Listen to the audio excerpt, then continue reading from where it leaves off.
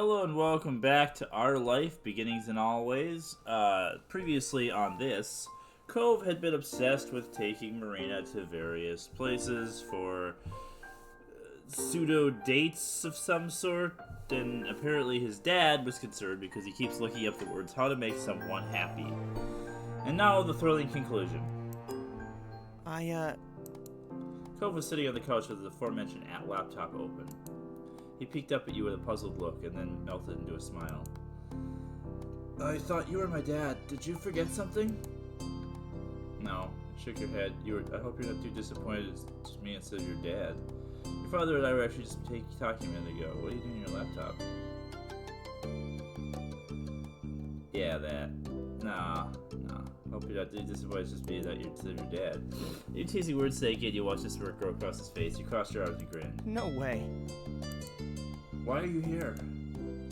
Cautiously, Yaskova was searching. Lightheartedly, Yaskova was searching. Bluntly, Yaskova was searching. Brontori!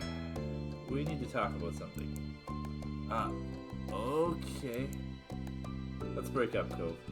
Cove closed his laptop and laid it on the couch cushion next to him. He got up, shuffled past the coffee table, and stopped right in front of you. He spoke at a hushed tone, totally hearable because of the new closeness. Is everything alright? You tell me. I heard from your dad that you've been fixated on the idea of how to make someone happy. Why? Is anything wrong? I noticed that. Are you mad? No, I guess I was really distracted. I didn't think people around would actually be paying attention or taking note of things. He chuckled awkwardly at himself. Cove, will you tell me why you felt like doing that so much? That's a weird line. Marina. Cove looked at you with large, earnest eyes. I did it because I want you to be happy. I want you to be happy too. You don't do some big expensive surprise for that, you just be yourself. You already make me happy. That's seriously it? You're killing me, Cove Holden. Stunned, your eyes teary up. Seriously, you're killing me, Cove Holden. Cove started out another laugh and the tension in his shoulders eased. You put a hand to your face and shook your head. Killing you? Oh no, that's the exact opposite of what I wanted. His gaze fell to the floor and he defaulted to rubbing at his arm. Sorry? I wasn't trying to make you or Dad concerned. I didn't want to upset anyone. Sorry. Definitely not upset. Your dad isn't either. Cove nodded, but he was still lost in thought. Why did you start doing this all of a sudden? Did I do something? No. Then what happened? I don't know. With a deep frown, Cove looked back at you and repeated the phrase. Each time the inflection was different, like he intended to say something different, but was coming up with the same non-reply. Oh, it just all snaps into place for me right now, knowing what I know about Cove. Oh my goodness, this is why he's doing all this, because people tend to fixate on a certain thing. Oh, Marina's the thing, because since she's like his best friend, she makes him happy. He wants her to be happy, and oh, I finally understand this moment a little bit. It's very telling. I don't know. I don't know. I don't know anything. He ran a hand through his hair, trying to understand his own motivations. I guess maybe with everything that's been happening and everything that's coming soon, it's just kind of hit me that we're neighbors. Yeah? We are that. We're not dating, that's for sure. A quick snort of air came out your nose with his conclusion. Yeah? I mean, you've lived right across the street from me for 10 years. The only other kid who grew up in this whole neighborhood is your older sister. His weak smile bent. And then there's our parents. They sure were putting the effort in for the two of us to get to know each other. My dad literally paid you to be my friend.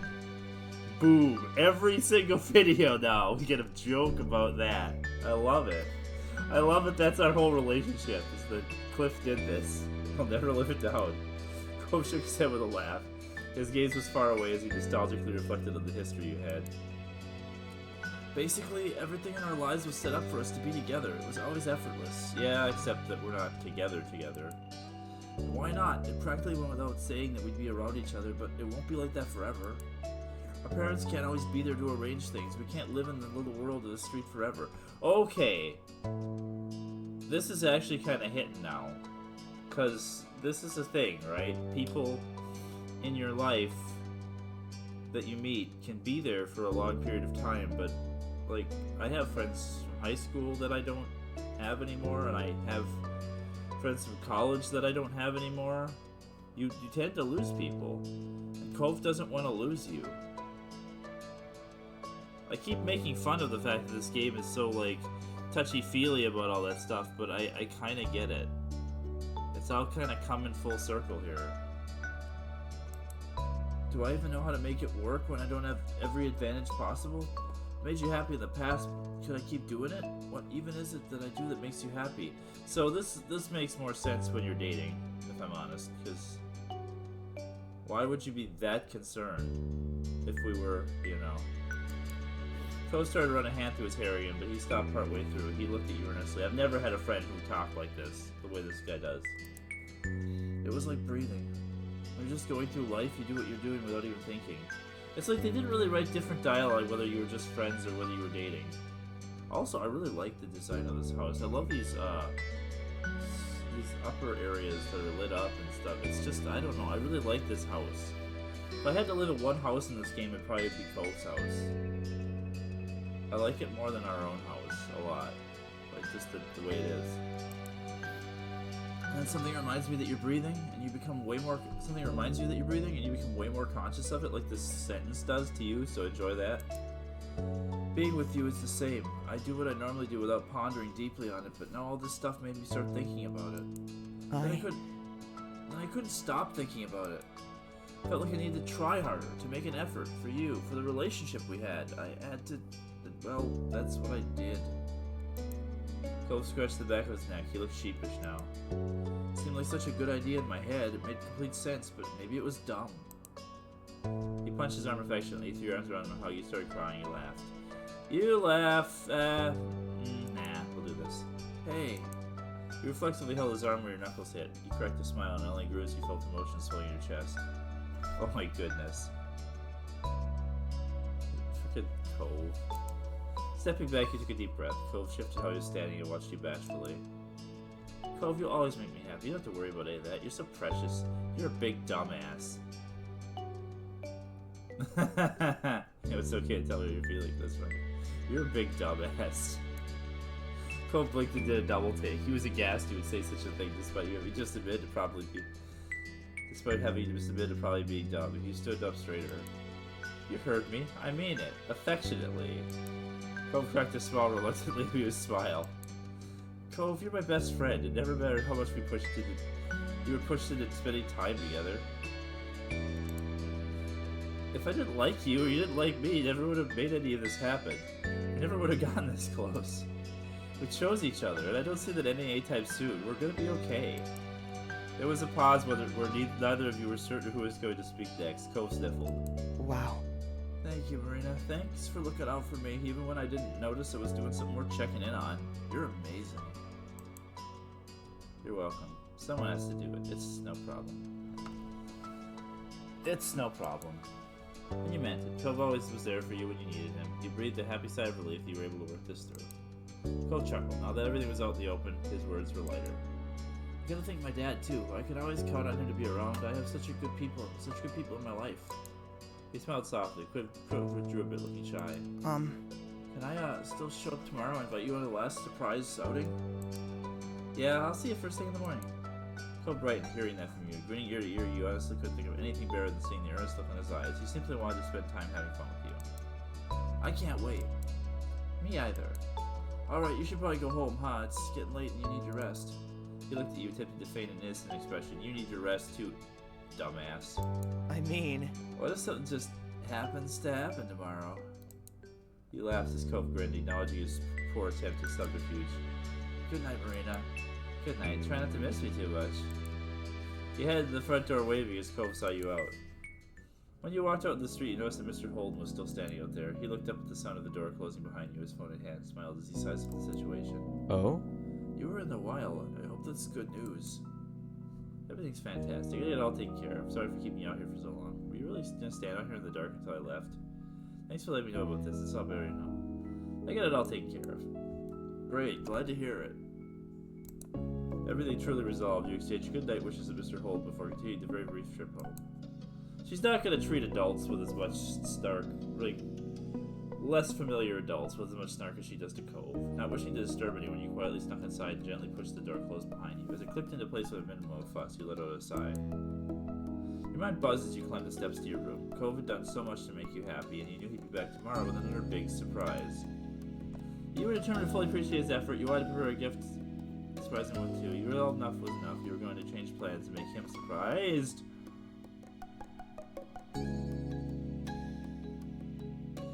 Oh. I think so. I think the turntables are turning tables. Because she doesn't want to go to this play.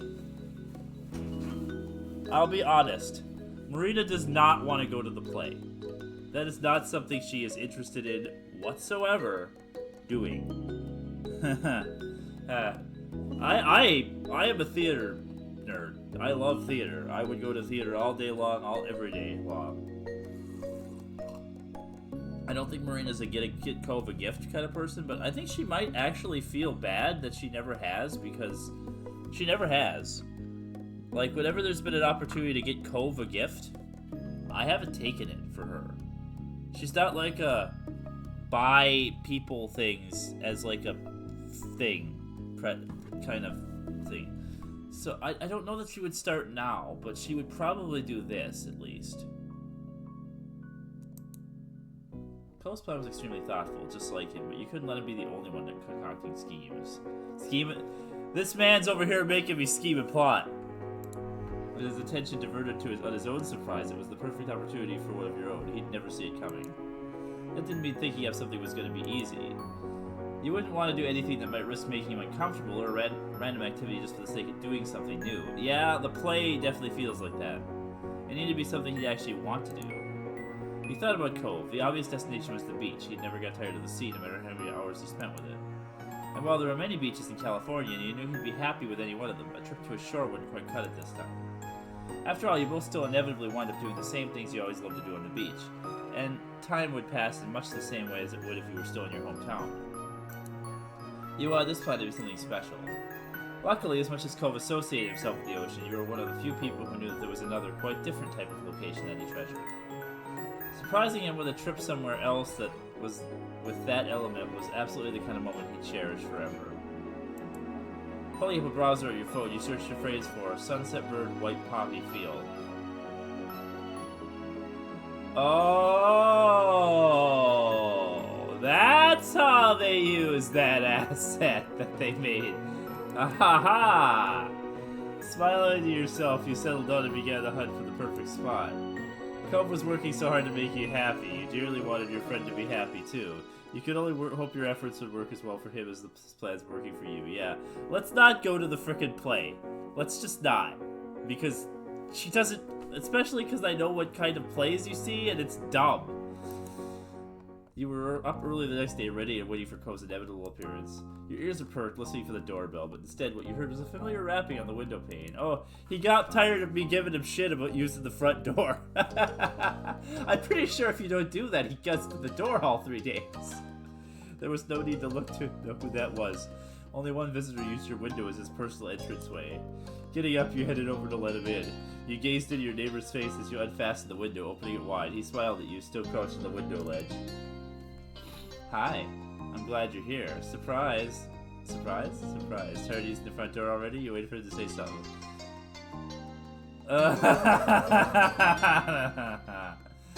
Oh, yeah. Oh, do we want to just say this? Oh my god. Yes. Cove's laugh was as airy as the cotton candy sold on the boardwalk. He was in good spirits. Surprise! Really keeping you on your toes. What will I do next? He wiggled his eyebrows at the joke as you stepped back and let him enter the room. Today he clambered through with extra difficulty thanks to the object he was clutching securely. You guessed it was another gift. He climbed the frickin' house with this! You really didn't need to bring me anything. You waited for him to bring it up. You really didn't need to bring me anything else. Though you were still sure Cove must have planned this long in advance, you couldn't help feeling like you were doing something wrong by taking so much. His presence was already a present in itself. Cove smiled bashfully, glancing off the item in his hands before holding it out to you.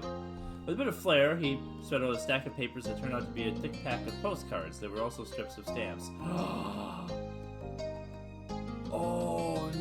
didn't! I thought you might be able to use them while you're out there in the big wide world. Oh, Cove! That's actually... Wow! You kind of got her something relating to the actual going to the... Wow. I actually... That one gets me a little bit.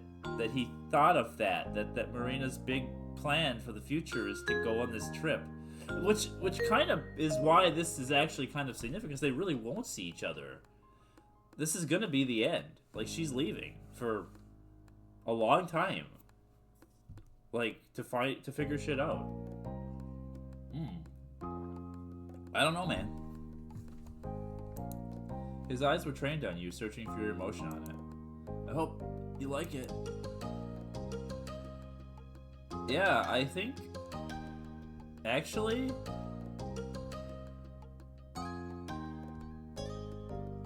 You hugged him. You threw your arms around him and hugged him tightly. Cove nuzzled your head, still holding your present carefully. This means a lot to me. He chuckled self-consciously as he gave a long look at the meaningful gift he had selected. It was as if growing heavy. It was as if it was growing heavier in his hands. Yeah, I mean, a book and a bag for her volleyball stuff is one thing, but that one hits. Damn. I really do support your goals. I just want you to know that. I hate you right now. You're making me tear up, man. Damn you, Cove Holden. I know, Cove. Then you accepted the thoughtful present in your own grasp. Only once he transferred ownership and cemented it with your approval did Cove straighten up and pull himself together. Well... Okay, well now would it be alright for me to take you out today? We could, I don't know, go to the theater? He smirked, already anticipating that you'd say yes. You smiled to yourself, wondering how to break your counter-surprise to Cove. Actually... Change of plans. Nope, I'm not doing that. Gonna you shook your head. Change of plans. Huh? A beat passes if Cove was waiting for a punchline that didn't come. He tilted his head, nonplussed by your declaration. There's somewhere else I'd like to go today. Would you come with me? His mouth hung open and the rest of what he was trying to say disappeared into thin air. The shock hadn't even started to wear off, but he found one more word. Okay. You were thrilled to have him on board. Now the two of you could focus on putting the plan into action. I'll drive this time. Hey! Finally! We get to drive! Damn it! I mean, Cove wouldn't know where to go, but this is the first time she gets to drive somebody else around. She doesn't have to be chauffeured somewhere. Damn it. He accepted easily, going along with your mystery plan without resistance. That was a relief. He was definitely curious, and you were gonna let his hopes down. No time was wasted as you left your house immediately after establishing the new surprise plan. You hurried into the street with practically jumped in the car, Cove tottering behind you on your heels like a faithful hound. Your excitement was obviously rubbing off on him. My excitement is rubbing off on me because this is actually, like, different than this moment is supposed to go, so it makes me happy. This is our car. Wait, this looks just like Cove's car. Did they not update the car, or is this, am I thinking of, no, this is different. This is the mom's car that we drive. Yeah, because we just drive our parents' old cars, like you do, right? You drove with purpose, your mind solely on the destination. Not even Cove's puppy dog eyes could distract you from your goal, or implore you to spill the secret of where you were headed, the secret of Nim. When you finally came to a parking lot, it was... When you came to a stop, it was the parking lot in the middle of nowhere. You confidently unclipped your seatbelt when Cove looked around, bemused. So, this is the kind of thing I do all the time. I drive to parking lots in the middle of nowhere to go hike somewhere and look at something. Here we are. He looked at you for confirmation. You were happy to provide it. We're here. At that, the two of you got out of the car. Cove turned to you, evidently still baffled, but optimistic for what could be coming. So? What now? Cover your eyes. I'll lead you in the right direction. I'm gonna cover your eyes. You need me to lead the way. She'll do this. Whatever you say, Marina. He obliged by your orders and you got him to place. You appreciated how easily he was playing along. Clove clutched his hands tightly against his eyes, his fingers clamped together so close not even a speck of light to pass through. He was taking this very seriously. He let you direct him along the way, immediately following your instructions. Eventually, you reached the edge of the parking lot. The crunch of gravel underfoot came to an end, replaced by a dirt path. You saw a flicker of recognition on Cole's face as the terrain changed, but you didn't question where you were headed. You simply continued to make your way forward together as best you could. The dirt made way to grass. You spotted a lonely white flower. It was the first, you were sure, of many to come. Like floral signposts, they popped up infrequently as you kept moving, determined to bring Cove to the destination you uncovered online. Your body was stubby with emotion now that you were getting close to your goal. Impatience built with every step you took, your anticipation building until it came to view at last. It was perfect. You positioned yourself behind Cove so that the full reveal would be the first thing you saw, completely unobstructed. Taking a deep breath, you prepared for the culmination of your surprise. You can look now. Not wanting to wait a moment longer, Cove dropped his hands from his face. There it is. Yep. This is an asset they reused. It was already existing in the base game. Oh man, that's funny. To let you in on the joke, in the wedding DLC, this is one of the places you can choose to get married. And I was thinking, oh hey, they made this brand new like poppy field asset. It's ridiculous. Why would they? Because there are some new places they made for that, I'm pretty sure. Although now I'm wondering if all the places you get married and you can get married in that are just reused assets from the base game that you could somehow access if you pick the right options. This is definitely one of them. Spanning in front of the two of you was a wide open field, just densely carpeted with white poppies in full bloom. Hundreds upon hundreds of soft petals lightly bobbed in the comfortable breeze as if waiting to welcome you both. Now, she should have planned a picnic. She should, if we were smart, we would have, maybe she did. Because that's what I would do. Because, like, just going here itself isn't really enough, right? Compared to, like, going to the aquarium or going to ice skating or going to the theater would be. But, actually, like, I know it'll be meaningful to Cove, but, like, it'd be cool if they had a picnic here. That's what I would do. Hundreds upon hundreds of soft petals lightly bobbed in the comfortable breeze. Yeah, okay. Cove had frozen in place. His jaw was slack, hanging open in amazement as though he couldn't quite believe what he was seeing. I want this. This is what I want. Yeah.